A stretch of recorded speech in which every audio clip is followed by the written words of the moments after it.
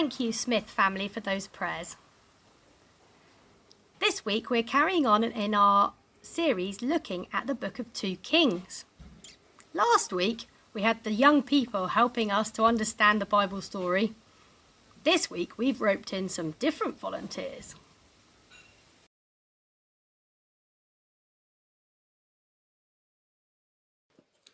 The wife of a man from the company of the prophets cried out to Elisha, "Your servant my husband is dead, and you know that he revered the Lord.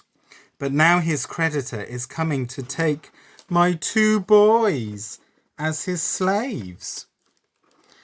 Elisha replied to her, "How can I help you? Tell me, what do you have in your house?"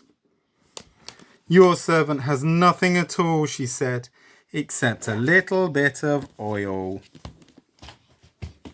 Elisha said, "Go round and ask all your neighbors for empty jars. Don't ask for a few. Then go inside and shut the door behind you and your sons. Pour oil into the jars, and as each is filled, put it to one side." She left him and afterwards shut the door behind her and her sons. They brought the jars to her, and she kept pouring.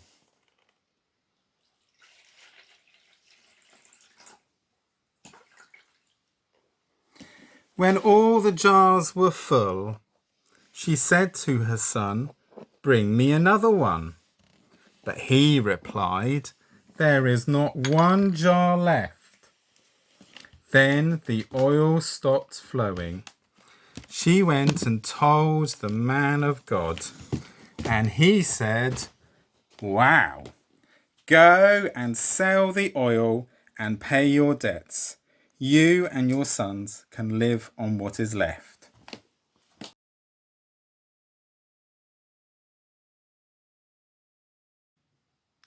Elisha returned to Gilgal, and there was a famine in that region. While the company of prophets was meeting with him, he said to his servant, "Put on the large pot and cook some stew for the men." One of them went out into the fields to gather herbs and found a wild vine. He gathered some of its gourds and filled the fold of his cloak. When he returned, he cut them up into the pot of stew, though no one knew what they were. The stew was poured out for the men, but as they began to eat it, they cried out, "Oh, man of God, there is death in the pot," and they could not eat it. Elisha said, "Get some flour."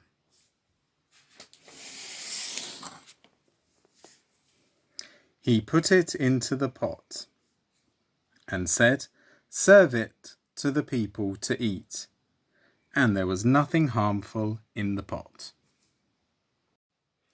A man came from Baal Shalisha, bringing the man of God 20 loaves of barley bread, baked from the first ripe corn, along with some ears of new corn. "Give it to the people to eat," Elisha said. "How can I set this before 100 men?" his servant asked. But Elisha answered, "Give it to the people to eat, for this is what the Lord says, they will eat and have some left over."